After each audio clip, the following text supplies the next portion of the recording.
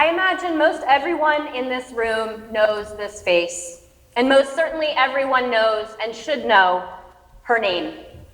In the wake of a nation continually grieving the loss of Breonna Taylor, as well as the hundreds of Black individuals murdered by law enforcement every year, Breonna Taylor has become both a figurehead and a statistic. She is most certainly one of the most recognizable faces of the Black Lives Matter movement, and we know and must remember the precise way in which she died, which was in her own home while asleep, killed by law enforcement in March of 2020. But ultimately, none of us should be distilled to the last moment of our lives. As an associate professor of English and as the director of creative writing here at Ohio Wesleyan University, and as a writer and an educator more broadly, I recognize the responsibility that I have to use my power, my privilege, and my positionality in the classroom to center those who experience less of it.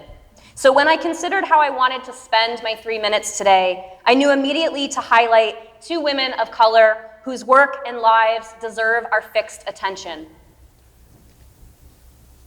What I want to share with you today are excerpts from a graphic essay written in tribute to Breonna Taylor by another woman of color, Chanel Miller, a writer, an illustrator, and a woman whose own life was impacted deeply by violence and then further violence in the form of a miscarriage of justice.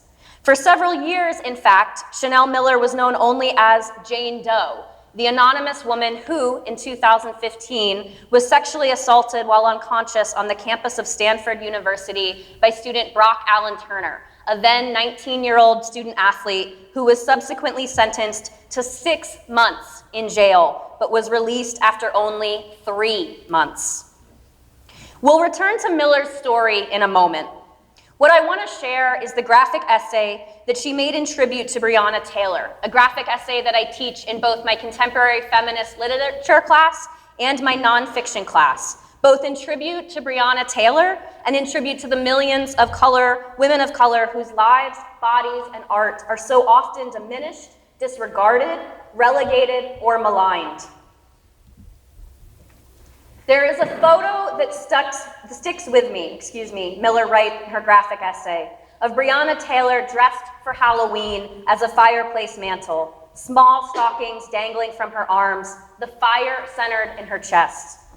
Breonna Taylor, in other words, was not merely a woman killed at the hands of law enforcement, but a woman whose passion for life was so great, whose sense of creativity and whose sense of playfulness was so big that she once dressed as a Christmas mantle for Halloween, fastening felt flames to her body.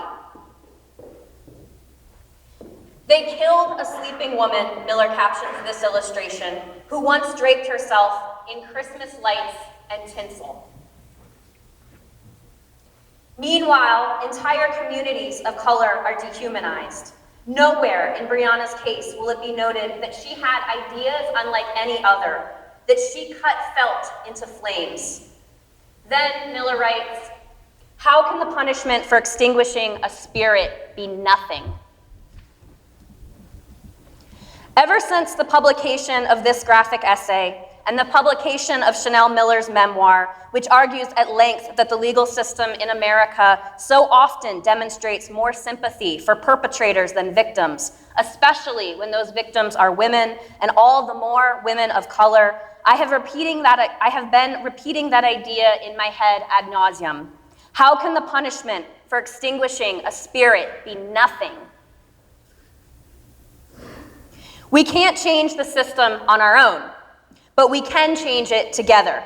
And it begins with bearing witness and yielding power. As an educator, I believe it is my job not to censor injustice in my classroom, but to center it, contextualize it, credit the artists and writers whose work amplifies it, and offer options for meaningful student discourse and engagement. I want my students to properly see and understand the world's injustice so that they can contribute work in our world that works to remediate them. All too often, our ending, or what we think is our ending, becomes the story in America's consciousness. But her death is not the story of who Breonna Taylor was, just as what Brock Turner did to Chanel Miller is not the story of who she is. Knowing who these women were and are in their full visibility makes what happens to them, and even more their subsequent lack of justice, far more egregious, far more heinous. But it also returns humanity to these victims of injustice.